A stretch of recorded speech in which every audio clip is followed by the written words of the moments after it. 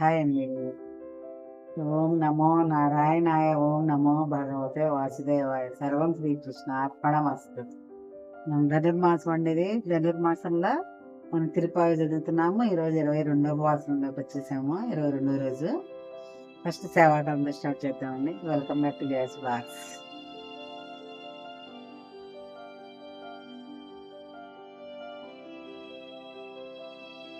సేవాకాలం.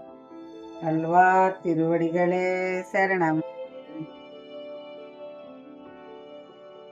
శ్రీశైలేశ దయాపాత్రం భక్త్యాది గుణార్ణవం యతీంద్ర ప్రవణం వందే రమ్యజామాతరం మునిం లక్ష్మీనాథ సమారంభం నాథయామన మధ్యమా అస్మదాచార్య పర్యంతం వందే గురు పరంపరా యో నిత్యమచ్యుత పదాంబుజ యుగ్మ రుక్మ వ్యామోహతస్తదితరాణి తృణాయ మేనే అస్మద్గురోద్భగవతోస్య దయైక సింధో రామానుజస్య చరణౌ శరణం ప్రపద్యే. మాతాపితా యువతయస్థనయా విభూతిః స్వయం యదేవ నియమేన మదన్వనాయాత్ ఆద్యస్య నః కులపతేర్వకులాభిరామం శ్రీమత్తదంగ్రియుగళం ప్రణమామి మూర్ధ్నా భూతం పరచ మహదాహ్వయ భట్టనాథ శ్రీభక్తిసార కులశేఖర యోగి వాహ భక్తాంగ్రిరేణు పరకాల యతీంద్ర మిశ్రాన్ శ్రీమత్పరాంకుశ మునిం ప్రణతోస్మి నిత్యం. సేవాకాలం అండి.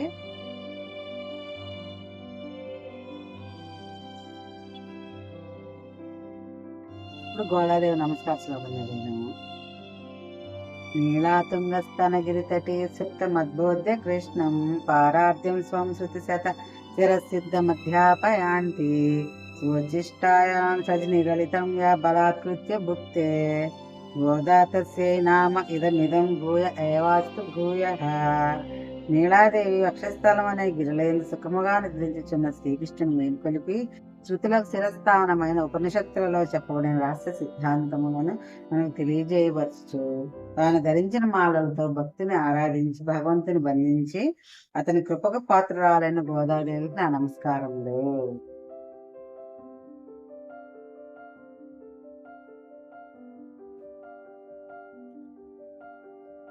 ఇప్పుడు 22వ పాఠం చదువుతామండి. அங்கன் மாக்னாலத்த அரசர் அபிமான பொங்கமாய் நந்துனின் பள்ளிக்கட்டில் கீழே செங்கம் இருப்பார் போல் வந்து தலை பெய்தோம் கிங்கிணிவாய் செய்ய தாமரப்பூ போலே செங்கன் சிரிச்சிதிரே எம்மேல் விழியாவோ திங்களு மாதித்தி அனு மெலிந்தாற்போல் அங்கண்ணி ரெண்டும் கொண்டு எங்கள் மேல் நோக்குதியேல் ఎంగల్ మేల్ చాప మిళందేలో రెంబావాయ్.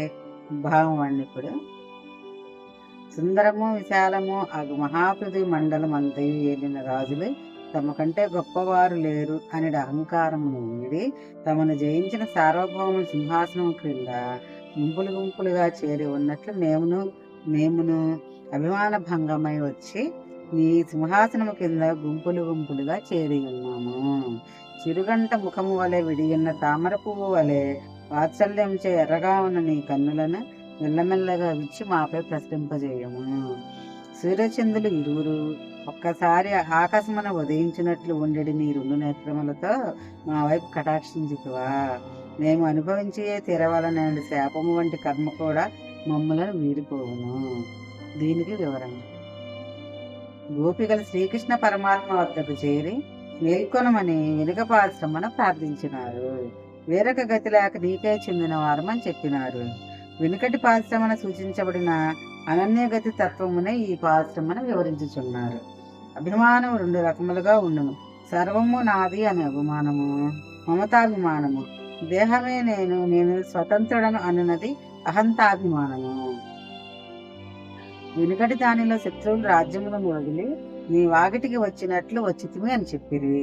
తిరిగి రాజ్యం ఇచ్చినను స్వీకరింపుము అని శత్రువులు నీ వాకిటనే ఉన్నట్లు ఉంటుంది అని సర్వమునందు మమతాభిమానము వీడిపోయినట్లు చెప్పిరి.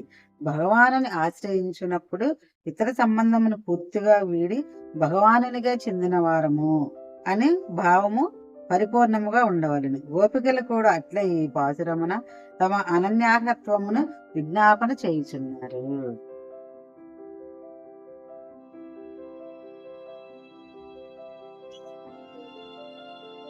ఇప్పుడు తెలుగు పాడుతుంది. శ్రీరంగా జయ శ్రీరంగా జయ శ్రీరంగా జయ శ్రీరంగా శ్రీరంగా జయ శ్రీరంగా జయ శ్రీరంగా జయ శ్రీరంగా రాజ్యమేలి పృథ్వీరాజులు శరణు పొందు రీతిగా భక్తులందరూ సమీపించి నీ సన్నిధిలో చేరుటకు ఎర్ర కలువల నొప్పు నేత్రముల సూర్యచంద్రుల ప్రకాశము నీ కడగంటిల కటాక్షింపవ మా పాపములు తొలగునుగా. శ్రీరంగా జయ శ్రీరంగా జయ శ్రీరంగా జయ శ్రీరంగా శ్రీరంగా జయ శ్రీరంగా జయ శ్రీరంగా జయ శ్రీరంగా. జయ శ్రీమన్నారాయణ. 22వ పాశ్రంగా ఉంది. ఈ వీడియో కనుక మీకు నచ్చినట్లయితే సబ్స్క్రైబ్ చేసుకున్న వాళ్ళు సబ్స్క్రైబ్ చేసుకోండి, లైక్ చేయండి, మీ చుట్టాలకి స్నేహితులకి షేర్ చేయండి, మీకు అనిపించిందో కామెంట్ చేయండి. Thank you very much for watching. మరో వీడియోతో మీకు వస్తాను.